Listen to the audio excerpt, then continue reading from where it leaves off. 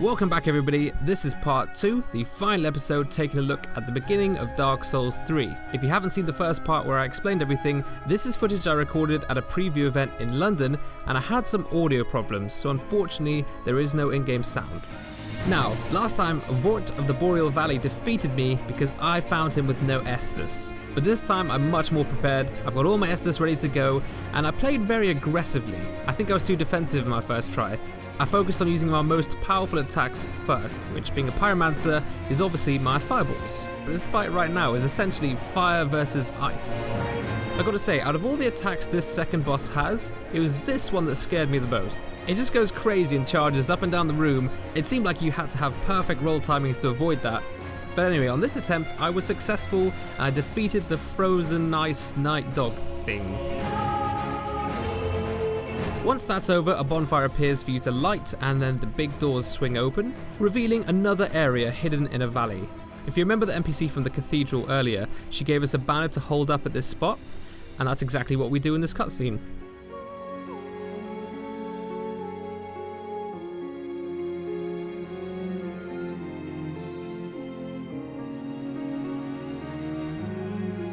This is obviously another interesting throwback. In Dark Souls 1 you were taken from the top of Sen's fortress up to the beautiful Londor. Whereas here you're taken from Lothric to the undead settlement, which is the final area in this build that we will be taking a look at.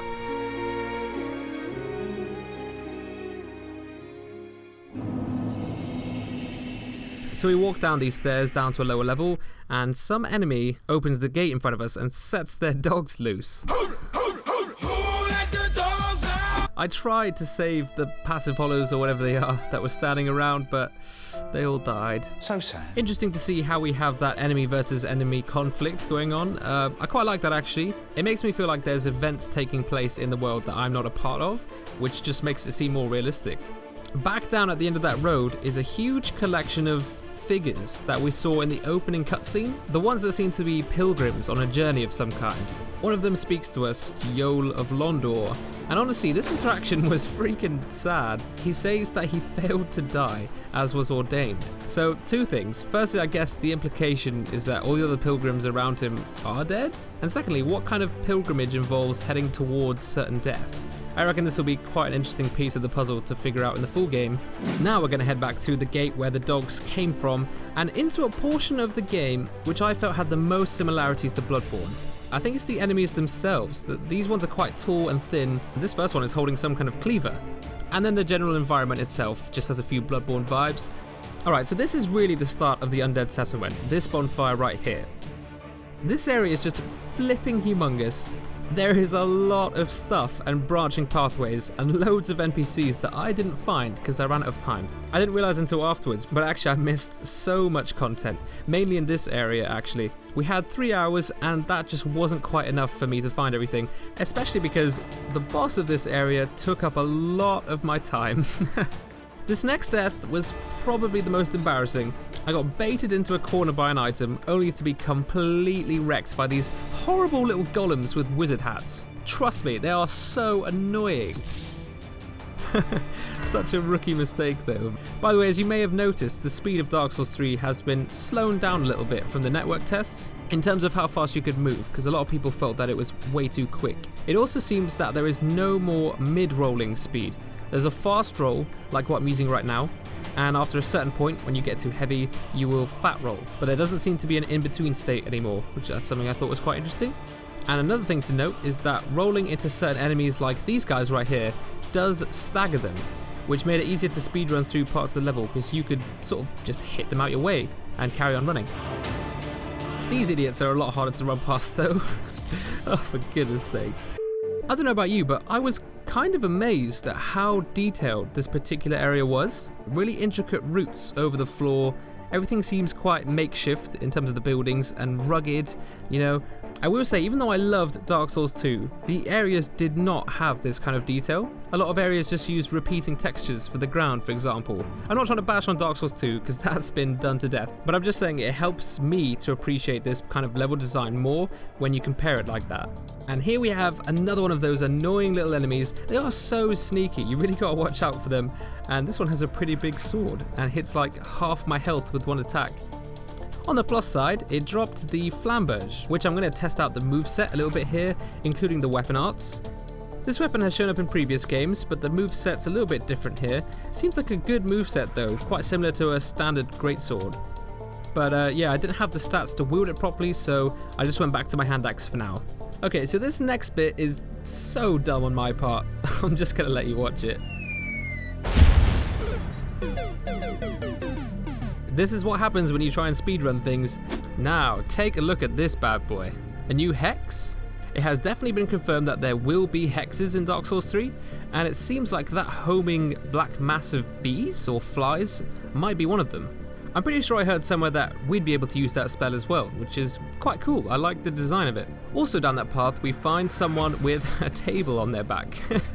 It's also holding a huge machete, and I got really lucky fighting it. First of all, I didn't die, which is pretty crazy. Look at my health bar. But secondly, it dropped its weapon. One of the first and only, I think, pure big strength weapons I got. The Great Machete. It said it required 24 strength and 12 dexterity, and I already like it. There's something so satisfying about huge strength weapons. They may not always be practical, but they're always the most badass option. This is its special weapon art. It's different to all the other weapon arts I've seen so far. I think it's more of a damage buff. It's called Sharpen, and yeah, it looks like you sharpen the blade. Again, I didn't really have the stats for it, so I didn't get to test it out on any enemies, but still, I'm really glad I managed to get a strength weapon. I'm not sure if anyone else got that as a drop, but I really like the look of it. Oh, now here we have another sad story actually. This little cliff path you might recognize from one of the trailers. It's where a huge giant up in a tower is firing massive grey arrows at you. He absolutely wrecked the two enemies in front of me, so now I've got a clear path to those items. Perfect. Nope. Oops. Anyway, we're back at it again, going full Sonic mode and sprinting past absolutely everything. That was clutch, but we made it through that section finally. So now we're on the path up to the third and final boss fight. Opposite the entrance to it we have the option to open a door as well, which serves as a shortcut back to the bonfire. So when we die, which we will be doing, there'll be less distance to run back. And just gotta tap the walls, you know how it is. Although saying that, I didn't find any illusory walls during my times, but that definitely doesn't mean there aren't any. Now, it's boss time. Where do I start with this fight? I think this will be the most controversial and dividing boss out of the three that we've been shown, but overall, I personally actually kind of like it. Initially, it just seems like a big, pretty looking area with lots of low-level enemies that I start picking off, but that soon catches the attention of that. There's been a strong theme of tree worshipping throughout this preview, which you might have noticed, and this boss is clearly no exception. However, when it attacks you, it actually crushes all the other little enemies around you as well at the same time, which is so good. It completely changes this fight from being a huge, irritating gank to a much more strategic fight, and in fact, that's really the thing for this boss, is tactics, timing, and observation. What you need to do is locate and target all of its weak points, which are the egg sac looking tumour type things. They're on its legs, front and back, and otherwise you cannot hurt it. Hitting it anywhere else does nothing. My first attempt was pathetic. As you can see, I didn't even get to the main part of the fight. With attempt number 2, I do manage to get to the next stage, which is actually really cool. It's not really like anything else we've ever seen before in a Souls game. It jumps up and smashes through the floor into a big cave below, and at this point it's just you and the boss. All of the other little minions die on the way down, if there was any left to begin with. Right, now I think why some people might be a bit dubious about this fight is because it reminds them of the Bed of Chaos mixed with the Demon of Song boss. But I'm tired of comparing things to previous games, so I'm just going to look at what we actually have in front of us. I should say that I struggled so ridiculously hard with this boss. Once you're down in the cave, you need to pick off the remaining sac points on its body without getting hit by its attacks, which requires real patience, which I couldn't afford because I was under time constraints, and so I was trying to rush it obviously, which was just not good. Also, for the first time, Pyromancy just did not help. Every time I threw a fireball, the boss just moved and I missed the weak points, so it's just a waste of time really. What would have made this boss a piece of cake, I think, would be a bow and arrow, because then you could just target all the weak points from a distance. But out of all those things, here was my real problem. My hand axe did not do enough damage to the weak points, so once I had destroyed all of them, the only thing left you can hit is its arm that comes out the front. But that arm is trying to hit you as well, and it's deadly. The amount of times I just got crushed is unreal. So honestly, I don't know. From what I've heard, everyone else just beat this boss really easily. But everyone else also picked different builds to me, so that could well have made a difference. I decided to go back to Firelink and upgrade some stuff. I also picked up a whip along the way, and boy oh boy has its moveset been upgraded. Look at this.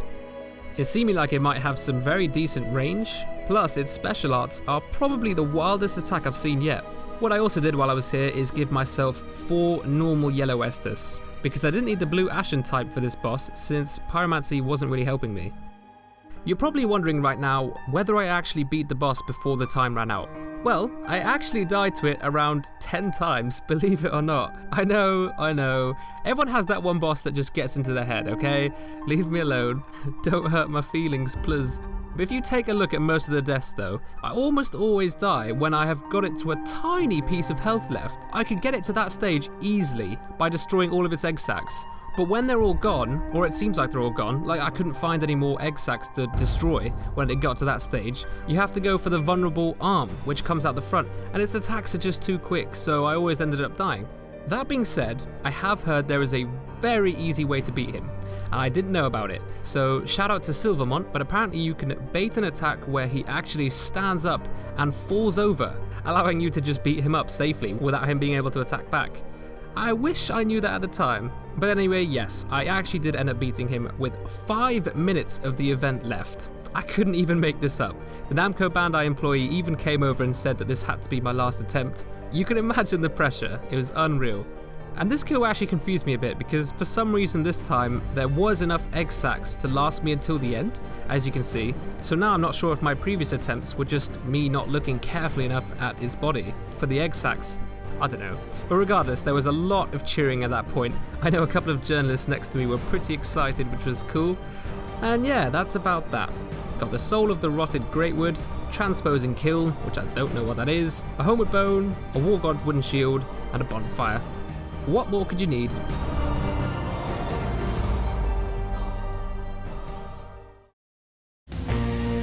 I hope you enjoyed this preview of Dark Souls 3. This will be the last one until the full final game releases in April. It is so soon. I'm very excited for it.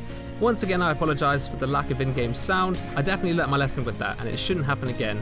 Please like the video if you enjoyed, and subscribe if you're new, and I'll catch you in the next one.